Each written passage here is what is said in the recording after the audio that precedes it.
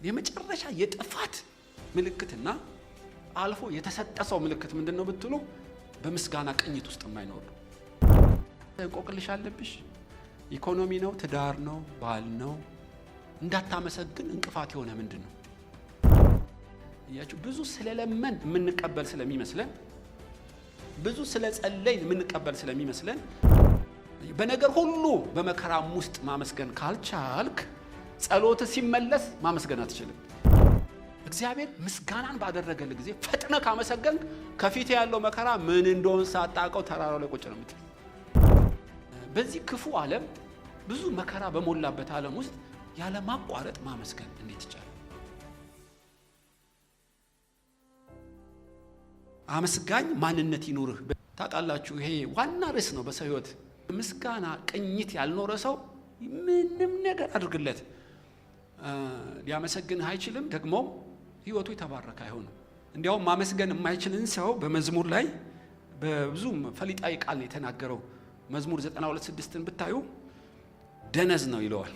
በተለይ አዲሱ ትርጉም ነው፣ ይቅርታል ቃሉ ነው እንደዛ የሚለው ነሆለን ነው ይለዋል። እንዲያውም ያሁኑ ይሄኛው ሰነፍና ልበቢስ በለው ይላል። በጣም የሚያስገርም ነው። ጨርሶ ለምንም የማይጠቅም በለው በቃ አይነት ነው ንግግሩ። እና በሰው ያከብረኛል ማዳኔን የማሳይበት መንገድ በዛለ እንደተባለ ያችሁ ብዙ ስለለመን የምንቀበል ስለሚመስለን፣ ብዙ ስለጸለይን የምንቀበል ስለሚመስለን፣ በምስጋና የተቃኘ ነፍስ ስለሌለን ብዙ ትዳር እና ብዙ ቤተሰብ ብዙ ሀገር በሐዘን ውስጥ እንደሚኖር ልነግራችሁ ፈልጋለሁ። እንዲያውም ሮሜ ላይ እግዚአብሔርን እያወቁ እንደ እግዚአብሔርነቱ ስላላመሰገኑትና ስላላከበሩት ለማይረባ አእምሮ ተሰጡ እና ወሬኞች ሆኑ እያለ ይቀጥላል በእውነት። እና በቅዱስ ቃሉ እንዲያውም በጢሞቴዎስ ላይ የመጨረሻው ዘመን ምልክት ልጄ ጢሞቴዎስ አብዛኞቹ የማያመሰግኑ ይሆናሉ። የመጨረሻ የጥፋት ምልክትና አልፎ የተሰጠሰው ምልክት ምንድነው ብትሉ በምስጋና ቅኝት ውስጥ የማይኖር ነው። እና በጣም ልንጠነቀቅ ከሚገባው አንዱ ሁልጊዜ በነገር ሁሉ አመስግኑ እንጂ በአንዳች አትጨነቁ፣ ዘወትር አመስግኑ ይህም የእግዚአብሔር ፈቃድ ነው እንደተባለ በመልእክት በወንጌል ላይ በዚህ ክፉ ዓለም ብዙ መከራ በሞላበት ዓለም ውስጥ ያለ ማቋረጥ ማመስገን እንዴት ይቻላል? ዛሬ እሱን ነው እንግዲህ ላካፍላችሁ የምፈልገው። እነዚህ 10 ለምጻሞች አንዱ ይመስለኛል ሳምራዊ ነው ቃሉ እንደሚል፣ 9 የአብርሃም ዘር ይመስሉኛል፣ ግን ለምጻሞች ናቸው። ለምጽ በጣም ከባድ ነው ዘሌዋውያን ውስጥ እና ከሰው ትርቅ አለ 6 ፊት ያህል ሰው ሳታውቅ ከነካ በድንጋይ ነው የምትወገረው እና እንደ አምቡላንስ ነው የምትጮኸው። ርኩስ ሰው መጥቻለሁ መንገድ ልቀቁ ትላለህ ማለት ነው። እና ሰው አይነካህም። እንዲያውም ከሞት ትንሽ ከፍ ያለ ከሕያዋን ሰዎች ያነሰ ተደርጎ ነው የሚቆጠረው። በአይሁድ ማህበረሰብ ለምጻም ሰው መንግስተ ሰማይ አይገባም ሁሉ ይላሉ እና እንደ ኃጢአተኛ እንደ ተረገም ነው የሚቆጠረው። እና እነዚህ 10ሩም በእንዲህ ያለ መቅሰፍት ውስጥ ነበሩ ማለት ነው። ግን የሚገርማችሁ 10ሩም ይምሰሏችሁ እንጂ 9 ናቸው ለምጻሞች። 10ኛው ውጫዊ ስጋው ቢታመምም ነፍስና ልቡ በደዌ የተመታ አይደለም። 10ሩም አንድ አይነት ጮት ነው የጮሁት። መቼም ሰው የሚፈልገውን ሲያገኝ ታውቃላችሁ አንድ ነው ይስማማል። እና እንዲምራቸው ጮሁ፣ ሰገዱለት፣ በትህትና ርቀው ነው እንዲያውም የለመኑት። እና ለ10ሩም ሰማይና ምድርን የፈጠረ ጌታ የፈውስ ቃል አመጣላቸው። አንድ ድምጽ ነው፣ እኩል ምህረት እኩል ፈውስ ነው የሆነላቸው። እንደምታዩ ከ10ሩ ግን አንዱ ነው የተመለሰው። ለምን? 9 ወዴት አሉ ብሎ እንደጠየቀ እኔም ልጠይቃችሁ። 9 ይሄን የሚያክል ለምጽ ተፈውሰው አይደለም ነብይ አይደለም ሐዋርያ አይደለም ጌታችን ኢየሱስ ክርስቶስ ቃል አውጥቶላቸው እንዴት ወደሱ ሊመለሱ አልቻሉ? ልመናቸው ተሰምቶ የፈለጉትን አግኝተው ለምን አልተመለሱ? የጌታም ጥያቄ ይሄ ነው። ከዚህ ልዩ ወገን በቀር እግዚአብሔርን ሊያመሰግን ሊያከብር የተመለሰ የለምን? ታውቃላችሁ ምስጋና እግዚአብሔርን ከማክበር የተገናኘ ነው። አንዱ እግዚአብሔርን የምናከብረው በምስጋናችን ማንነት ነው የምንመዘነው ማለት ነው። ሂድ እምነት አድኖሃል አለው እና ተመልሶ ከሰገደበት ተነስቶ ሄደ።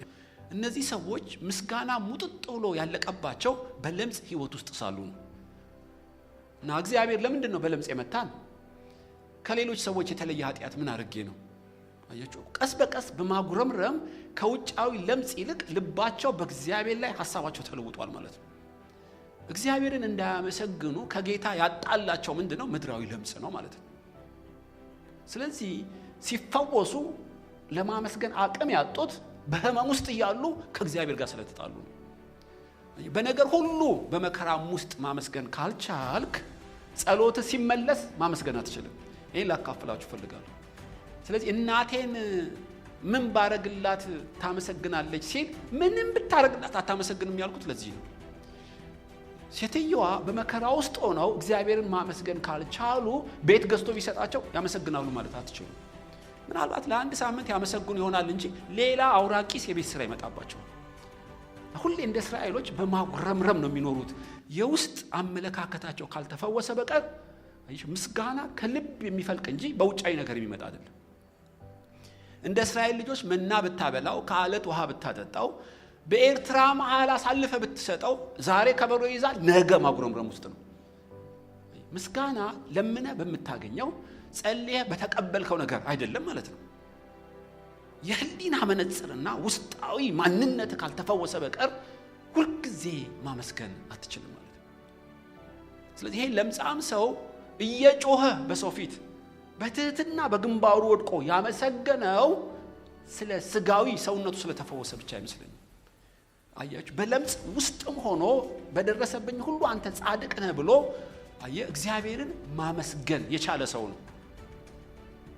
ስለዚህ ነው አንዱ አመስጋኝ ለመሆን በሁሉ በደረሰብን የማመስገን ቅኝቱ ስንኖር በሁሉ እኔ ባይገባኝም እግዚአብሔር ጻድቅ ነህ ብለህ በመከራም እያለ ማመስገን ካልቻልክ ልመና ቢሰጥህም ማመስገን አትችልም።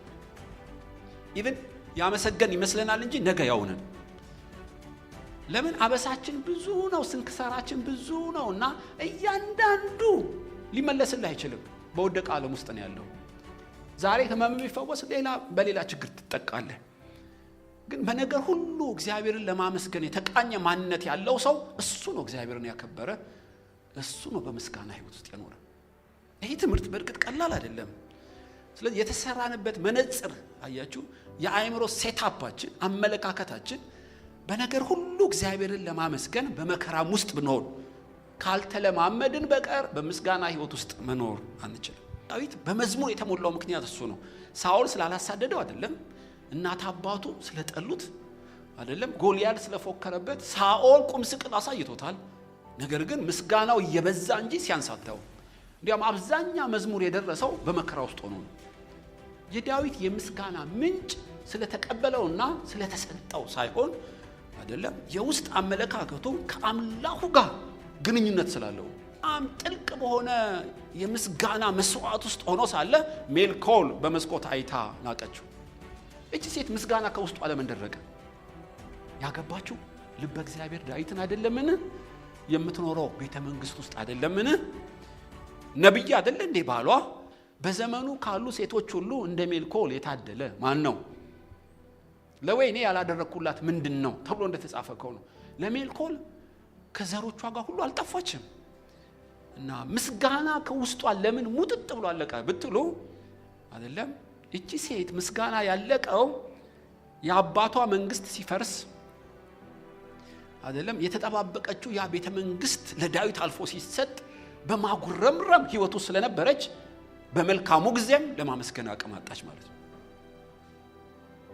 የምስጋና ሰው ምን ሆነው በሁሉ በደረሰብን እግዚአብሔር አንተ ጻድቅ ነህ በሚል ቅኝት መኖር ካልቻል ልመናችን በተሰጠን ጊዜ ማመስገን አትችሉ። ይህን ቼክ በህይወታችሁ ማድረግ ትችላላችሁ። በማመስገን ማንነት ውስጥ የሌለ ሰው በሚቀበለውና በሚያገኘው ያመሰግናል ማለት አይቻልም። ምናልባት ቢያመሰግንም ለ24 ሰዓት ሊሆን ይችላል። ተመልሶ እዛው እቋሪ ውስጥ ነው የሚገባው። ብዙ ጊዜም አመስጋኝ ማን ነው ለምነን ከተቀበልነው ፈልገን ካገኘነው ጋር ስለምናቆራኘው የለመኑ ሲዘገይ ማጉረምረም እንደ እስራኤል ልጆች እንጀምራለን። የማያቋርጥ ምስጋና ውስጥ የሚገቡት በነገር ሁሉ ሁልጊዜ እግዚአብሔርን ማመስገን ወደሚችል ቅኝቱ ስንገባ ነው ማለት ነው። ስለዚህ አንደኛ ልንጠነቀቅ የሚገባው ሁልጊዜ በነገር ሁሉ እግዚአብሔርን ማመስገን ካልቻል መቼም ማመስገን አንችልም ማለት ነው። ይሄ ነገር ቢሆንልኝ ኖሮ እንዴት እንደማመሰግን ታይ ነበር የምትሉት አይደለም። አሁን ባለህበት ማንነት ማመስገን ካልቻልክ የፈለገ ነገር ቢሆንልህ ማመስገን አትችልም። ይመስልሃል እንጂ አትችልም። ውጤቱ ስታዩ በእውነት አመርቂ ነው። ከዚህ ወገን በቀር እግዚአብሔርን ሊያከብር የተመለሰ የለምን? የእግዚአብሔር ክብር በህይወት የሚገለጠው የሚያድን ሕያው እምነት እንዳለህ የሚረጋገጥልህ የሚጻፍና የሚተላለፍ ታሪክ አንተ የሚወጣው እግዚአብሔርን በነገር ሁሉ ማመስገን ስንችል፣ ፈጥኖ ለማመስገን ዝግጁ ነን። ይሄን እምላችሁ ያለ ምክንያት አይደለም። አሁን መኪና ስንነዳ አንዳንዴ ምን አደርጋለሁ? ቁልቁለት ወርጄ ከዛ ዳገት ከፊቴ እንዳለ ሳውቅ ቤንዚን ለመቆጠብ መኪናዋን ለማስጨነቅ የማደርገው ምንድነው? ቁልቁለቱን ግራቪቲም ስለሚረዳኝ በፍጥነት ነው የምነዳው። ዳገቱን መቼ እንደወጣው ታላቅ በቁልቁለቱ ኃይል ዳገቱ ላይ መኪናዋ ወጣ ቁጭ ትላለች። እሺ ቁልቁለቱ ላይ ባለምጥስ ዳገቱ ላይ መኪናዋ ትፈተናለች አይደለም? እግዚአብሔር ምስጋናን ባደረገል ጊዜ ፈጥነ ካመሰገንክ ከፊት ያለው መከራ ምን እንደሆነ ሳጣቀው ተራራው ላይ ቁጭ ነው የምትል። ዛሬ ያረጋው መከራ ለነገ ሐዘን እኮ መወጫ ነው ታውቃለህ። ይሄ ሰውዬ ፈጥኖ አመሰገነው። ከዘጠኙ ይለያል። ዘጠኙ ወዴት ናቸው የሚል የህሊና ጩኸት አለባቸው። እነዛ ምስጋና ቢሱሉ ይላቸዋል ህሊናቸው። ያ ስጋው ብቻ ሳይሆን የነፍሱ መንጻት አንተ እምነት አድኖሃል አለው። በእምነት የእግዚአብሔር ልጅ ነህ እኮ ነው የሚለው። ታሪኩ በህይወት መዝገብ ላይ ተጻፈለት። ከኢየሱስ አፍ የሚያበረታ ቃልና ማረጋገጫ ማህተም ሆነለት።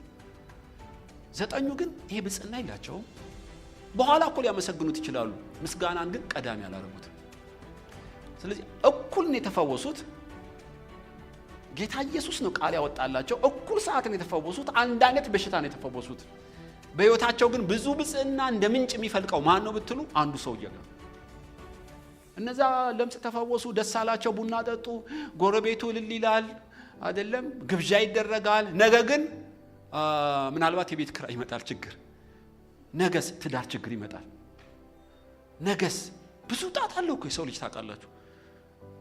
ያ ግን ጌታ ኢየሱስ ያተመለት ሰው በቀዳሚነት ለእግዚአብሔር ምስጋና የሰዋ ሰው የፈለገ መከራ ይግጠመው ከጌታ በተለቀቀለት የብጽዕና ቃል ቀጣይ ዳገቱን በፍጥነት ነው የሚወጣው። እስራኤሎች ችግራቸው እኮ ይሄ ነው። ኤርትራን ባህሩን ይከፍለዋል። ከበሮ ይዘው ያመሰግናሉ። ፈጥነው ነው የሚረሱት። ነገ እኮ ውሃ የለም፣ ለ3 ቀን ነው ውሃ ያሳጣቸው። ያጉረመርማሉ። ለምን? ኤርትራን መከፈል ቢያጣጥሙት ኖሮ የተጠሙት ውሃ ሳያውቁት ያልፉት ነበር። ይገርማችኋል። እግዚአብሔር ያደረገውን ተአምራት ፈጥነው ስለሚረሱ የነገ ችግራቸው ታላቅ ይሆንባቸዋል። ለማመስገን ቅድሚያ መስጠት ስላልቻለ ነው እንዲረሳው ያደረገው። ሆኖም የሰው ልጅ የተደረገለትን ፈጥኖ እንዴት እንደሚረሳ ልነግራችሁ ፈልጋለሁ። እስራኤላውያንም እንዲህ ያለ ጣጣ አለባቸው። ሁልጊዜ አመስጋኝ ለመሆን ከፈለግን በፍጥነት ስለተደረገልን ነገር ማመስገን ስንጀምር የነገው ጨለማ ሳናውቀው በፍጥነት ማለፍ እንችላለን። ስለሚይዝ ወደ ኋላ የሚስብ ነገር የለውም። ይሄ ልዩ ወገን የተባለው ሳምራዊ የማመስገን ዕዳ የለበትም። ህሊናው አይወቅሰውም። ለተደረገለት በፍጥነት ምስጋና ሰውቷል። ነፃ ሰው ነው። ከዘጠኙ ልዩ የሚያደርገው እሱ ነው። በፈውስ አንድ ናቸው፣ በምስጋና ግን ይለያያሉ። ለምስጋና ቅድሚያ በመስጠት ይለያያሉ። በመከራ ውስጥ በማመስገን ባለማመስገን ይለያያሉ። ይሄ ልዩ ወገን የተባለው ሳምራዊ ሸምጥጦ ሲሄድ፣ ዘጠኙ ግን እዛው ናቸው። ሰማይ ሁሌ ይጠይቃቸዋል። ተፈውሰሃል ነበረምን? ለምስጋና ወዴት ነህ ይለዋል ሰማይ። ምድርም ራሱ ናስ ነው የሚሆንባቸው። በህይወታቸው ታሪክ አይጻፍም። ከእምነት የወጣ ገድል እንዳሩ አይነገራቸው። መንፈስ ቅዱስ ከነሱ ጋር አይደለም። ሁልጊዜ አመስጋኝ እንድንሆን በደረሰብን በማንኛውም ነገር እግዚአብሔርን ለማመስገን የተቃኘ ህይወት ይገባናል። 2 ለተደረገልን ነገር ፈጥነን ማመስገን መለማመድ ይገባል። ከቆየ በኋላ ብዙ ችግር ስለሚያመጣ ነው። 3ኛው አመስጋኝ ለመሆን አንዱ በሁሉ ማመስገን ነው። 2ኛው በቅድሚያ ማመስገን ነው። 3 በመሰጠት ማመስገን ነው። በእውነት ለአንዳንዶቻችን እግዚአብሔር ይጠይቀናል። በመከራ ውስጥ ነሽ? እንደዛ ለምጻሞች ያልተመለሰ እንቆቅልሽ አለብሽ? ኢኮኖሚ ነው፣ ትዳር ነው፣ ባል ነው። እንዳታመሰግን እንቅፋት የሆነ ምንድነው? እንደ ኢዮብ ሚስት ከውጫዊ ነገር ጋር ነው እንደ ግንኙነትህ?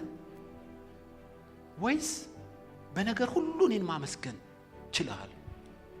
ቢሆን ባይሆንልህ፣ ቢቀርብ ቢርቅ፣ ብታገኝ ብታጣ እንደ ኢዮብ እግዚአብሔርን ማመስገን ችለሃል ወይ? ማመስገን፣ በነገር ሁሉ ማመስገን